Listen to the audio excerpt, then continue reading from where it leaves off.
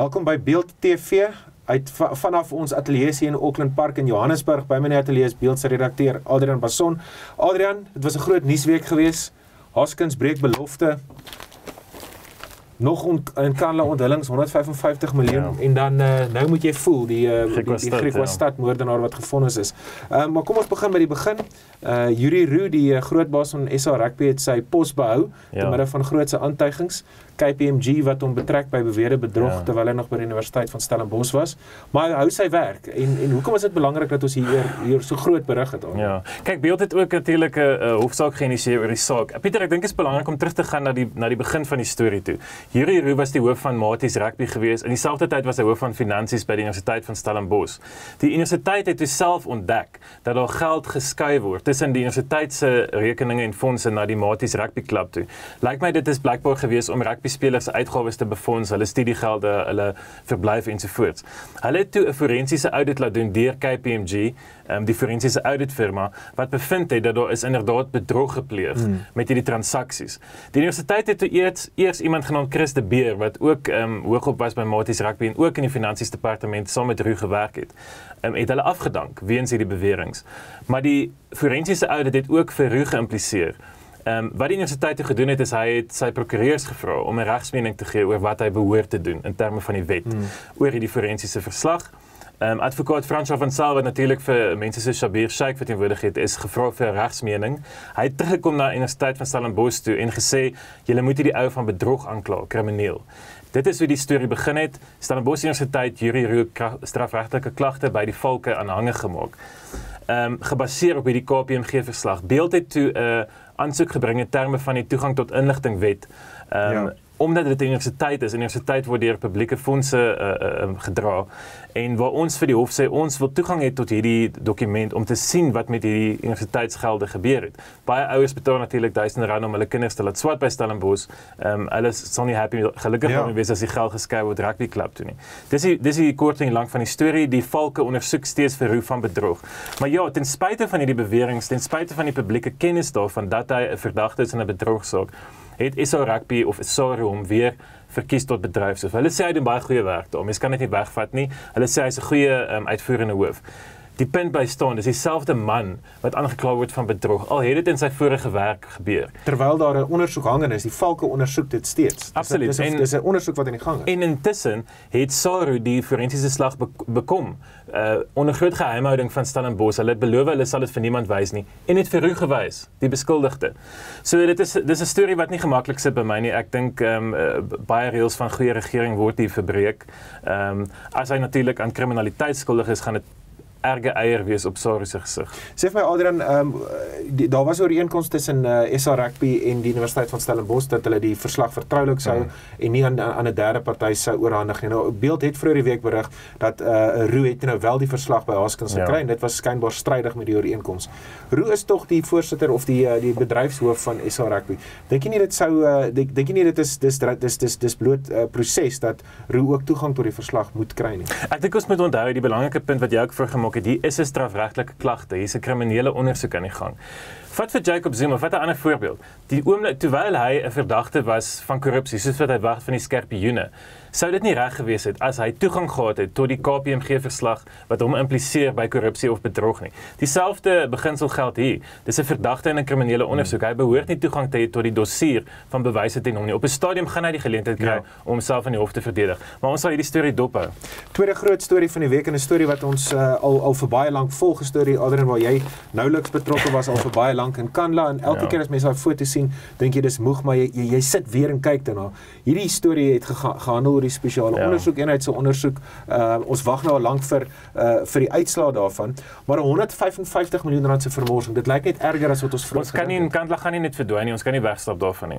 Totdat die president volledig boetedoening gedoen het oor in Kanla, gaan hierdie storie op die voorblaai bly. Spesiale ondersoekeenheid se magte strek nie so wyd om politici te ondersoek wat nie direk by die papierwerk betrokke was nie. So dit was te verwagte dat hulle die ouens wat direk by die projek betrokke was sou ondersoek en dit is nou duidelik uit hulle hofstukke dat hulle vir Menenhle Makanya, die argitek van Kandla, En die man wat die projek bestuur het, besluit het, soveel geld gaan in die bouers, soveel geld gaan in ondergrondse tunnels en huises, dat hulle hom nou hof te sleep. Die punt van die saak, Pieter, hierdie man was die private argitek van president Jacob Zuma. Hy het vir hom private werk by sy huis gedoen.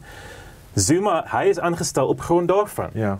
Hy is aanbeveel deur die president aan die DG van openbare werke.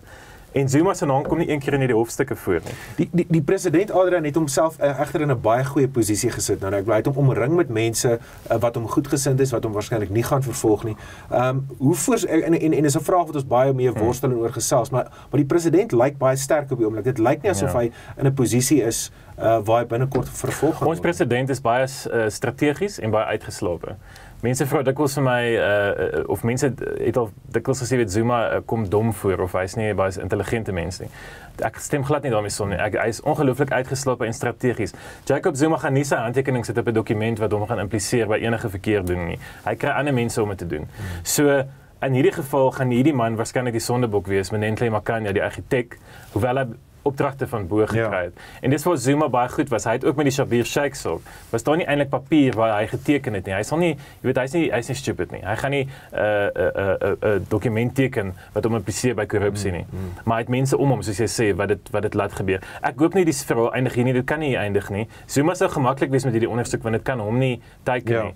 Maar daar is ander ondersoeke. Daar is Madonsela se verslag, advokaat Thuli Madonsela se verslag, wat die president vra van waarby hy nog moet reageer natuurlik. So die SOE se finale verslag word volgende week oorhandig aan die staatshoof, einste president Zuma. So kom ons kyk wat daaruit. En stukkie vir stukkie gaan ons nader aan die waarheid kom met al die verslae en al die ondersoeke. Dis hoe mense olifant eet. Ja. Adrian, 'n storie wat die hele land se verbeelding aangegryp het, wat ons lesers se verbeelding aangegryp het, is die opspraakwekkende Griquas-stadmoorde. Die minderjarige is hierdie week gevonnis en 'n dramatiese en 'n sterk uitspraak van die regter. Ja, ek het gedink dit was 'n goeie uitspraak, nogal poëties ook, waar hy die digter Janif Silje aanhaal wat sê hy hou van 'n man wat sy man kan staan en dat hy wil hê die beskuldigde moet nou voel ook en dat hy sy eie sak sout moet opeet. Ja. En ek dink dit was nogal 'n tema in sy uitspraak is hierdie minderjarige seun word 18 hierdie week. Hy's nou 'n man en hy moet nou gaan boete doen in die tronk. Pieter, die moordenaar, die jong moordenaar gaan waarskynlik as hy aan al die vereistes vir parol voldoen, kan hy dalk binne die volgende 10 tot 15 jaar uit die tronk kom en hy het nog 'n lang lewe voor hom. En ek dink dit was regtig Gomo se boodskap, is kry jou lewe in orde, gaan vir rehabilitasieklasse, maak seker jy stap uit die tronk eendag as iemand wat gerehabiliteer is. Maar 'n gevaarlike karakter die moordenaar. Daar was sterk uitsprake gewees van die regter dat hy manipulerend is, dat hy nie berou getoon het nie. So dit lyk asof daar psigologiese neigings na psigopatie toe is. Die regter ook gesê en daarvoor moet hy dopgehou word in die toekoms. Ja, maar daar is natuurlik bevind dat hy hy kon verhoor word. Dis nie 'n kwessie dat hy nie geweet het wat hy gedoen het nie. Ook dis wat dit skrikwekkend maak eintlik. Baie skrikwekkend. Net 2 punte. Dis interessante karakters ook. Ek dink die storie is ook goed vertel deur ons koerante en veral ons susterkoerant Volksblad ook wat elke dag in die hof was.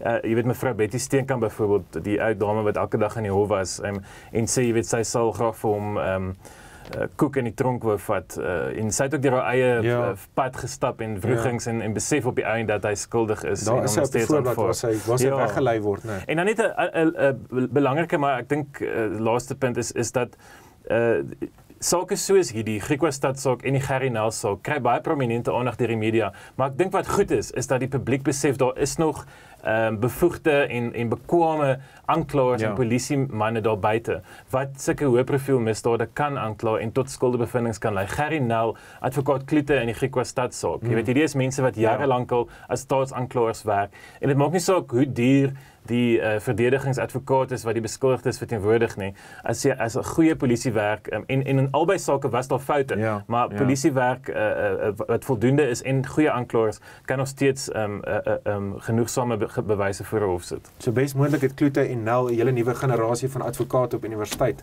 geïnspireer. Adrian, baie dankie. Ons is volgende week terug met Beeld TV. Hoopelik is dit weer so opspraakwekkende en 'n besige nuusweek soos hierdie ene.